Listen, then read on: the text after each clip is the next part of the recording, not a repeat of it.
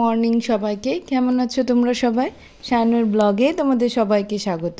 চলে এসেছি আবারও নতুন একটা ভিডিও নিয়ে। তো দেখো, আজকের শুরুতেই তোমরা দেখছো এই যে পুরি আর সবজি বানাচ্ছি। তো আজকের রেসিপিটা তোমাদের সাথে শেয়ার করো, ভাবলাম তোমাদের সাথে আজকে একটা ভালো রেসিপি শেয়ার করি। তো দেখো, এখন কড়াইয়ে দিয়ে দিয়েছি তেল। আর আজকে যেটা বানাবো সেটা হচ্ছে একদম ভান্ডারা স্টাইলের হচ্ছে আলুর তরকারি। তো এই জন্য কড়াইয়ে তেল, আদা দিয়ে দিয়েছি, আর একটু ধনে, জিরে আর মৌরি একটু ভেজে আর ওটাকে ক্রাস্ট করে নিয়েছি। আর একটা তেজপাতা দিয়েছি, একটু আদা বাটা, আর কড়াইয়ে দিয়েছি একটা লঙ্কা, একটা শুকনো লঙ্কা, এটা এমনি লঙ্কা। তো এইটুকুই দিয়েছি। আর এইবারে যেটা দিব, একটা গোটা দিয়ে দিয়েছি টমেটো, একদম কুচিয়ে একদম ছোট্ট করে। আর যে মশলাটার পরিমাণটা দেবে সেটা ওই 3টে মিলে যেন হাফ চামচের মতন হয়। আর এখানে বড় বড় দুটো আলু রয়েছে, যেগুলোকে আমি একটু সেদ্ধ করে নেব। এমনি সেদ্ধ করে নিয়ে কোনো কাটতে হবে না, গোটাটাই বা হাফ করে তোমরা সেদ্ধ করতে পারো যদি সেদ্ধ না হয়। তো একদম ওইরকম হাতেই ম্যাশড করে আর এইভাবে দিয়ে দেবে, যেভাবে ভান্ডারাতে হয় ঠিক সেইভাবেই। আর যখন টমেটোটা গলে চলে আসবে, আর টমেটোর মধ্যে তোমরা অবশ্যই নুন দিয়ে দিও। টমেটো যখন গলে যাবে তখন তোমরা এর মধ্যে দিয়ে দিবে আলুগুলো একটু কিছুক্ষণ কষানো হয়ে গেলে এর মধ্যে দেবে জল। তোমরা তোমাদের পরিমাণ মতো আন্দাজ মতো জল দেবে। আর ঠিক ফুটে এলে নামাবার আগে একটু চাট মশলা আর একটু দেবে কস্তুরি মেথি। তোমাদের যদি কস্তুরি মেথির টেস্ট ভালো লাগে তাহলে তাই দেবে। আর তোমাদের যদি ধনে পাতা থাকে তাহলে ধনে পাতা দিও, কারণ আমার ধনে পাতা ছিল না।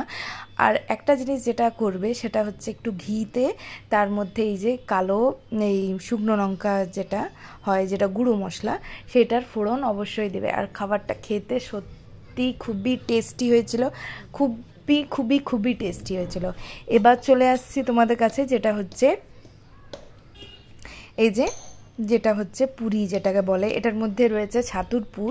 যে ছাতুর পুরটার মধ্যে আমি একটু আদা বাটা দিয়েছি, আর দিয়েছি একটু সামান্য তেল, নুন, আর একটু দিয়েছি ওই যেটাকে বলে জোয়ান, আর একটু সামান্য জিরে আর ধনের গুঁড়ো, বাস এইটুকুই দিয়েছি, আর কিছু দিইনি।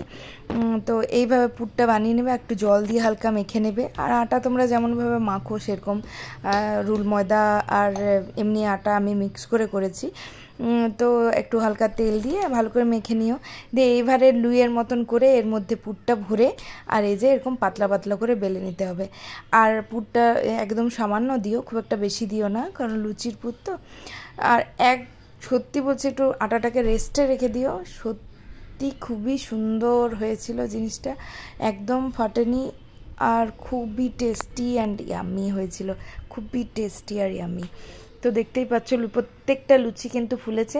আর একটা জিনিস তোমাদেরকে অবশ্যই বলি, তোমরা আটাটা মাখার পরে অ্যাটলিস্ট 15 থেকে 20 মিনিট রেস্টে রেখো, তাহলে আটাটা ভালো ফুলবে আর আটাটা খুব ভালো হবে। এই যে দেখো, হেভি টেস্টি হয়েছিল, প্রত্যেকটা লুচি ফুলেছিল, আর আলুর সবজিটা জাস্ট অসাধারণ হয়েছিল।